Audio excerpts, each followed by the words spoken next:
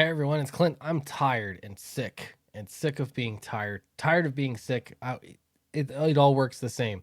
Um, I'm actually getting over a cold, but I wanted to make a video here because I haven't made a video in a few days.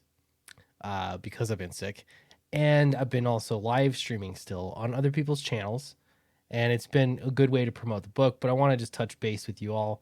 Um, I said a while ago, it might have been like over a year ago, that what you would be looking for in crowdfunding comics in particular is maturation phase, for the market to mature, and you'd kind of find out where things are going to settle.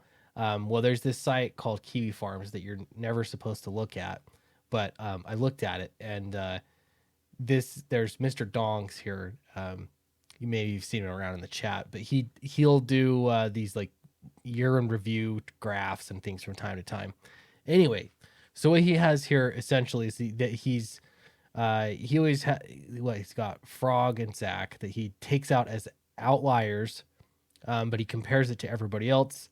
And something that I've come to conclusion of by looking at this graph is that it's hitting a maturing phase. I'm sorry, guys. I'm so tired. I'm struggling. Things are maturing. Things are stabilizing. That's what he has said him also, Mr. Donks. That's kind of what he's looking at when you compare it from numbers on last year's sales. The second thing, though, I'm going to point out is that there are fewer outliers, and I don't think that you'd actually need to block out specific creators as outliers because there are so many campaigns that are solid. There are tiers, essentially, is the way that I'm going to look at it. There are some creators that are doing 100K plus. You could say that was the line, probably. Those are top tier sales creators, campaigns making that kind of money. You have another tier that I would say is probably 40, maybe 50. We'll say 40,000. I think is the line for me. 40,000 up into just under 100,000, and those are like powerhouse campaigns that are doing very well. They're very profitable, but they're not like that upper echelon. And then you have between 30,000 and probably 25, maybe 20, we'll say. And those are profitable campaigns, lower end, they're modest. And then you have tons below that are may or may not be profitable depending on what they are, but they're sort of newer campaigns getting into it, yada, yada, yada. Or campaigns that just aren't doing great. They aren't doing amazing, but they're still pulling in some sales. Okay. So that upper echelon, there are a number of creators in that upper echelon, number of campaigns, and I think there will continue to be.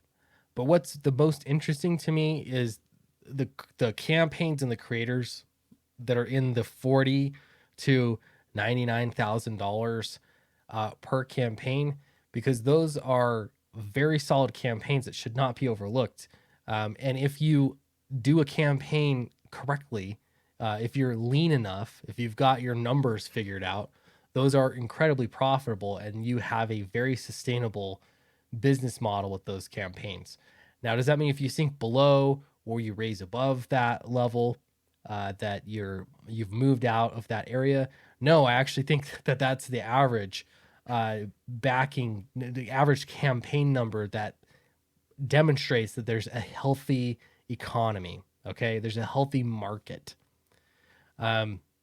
So what he's found here essentially is the same thing that I just said, is that there is actually a strength. There's a healthy, like, sort of this midline that things are kind of improving incrementally. It's not boom or bust, which is how he described things as last year.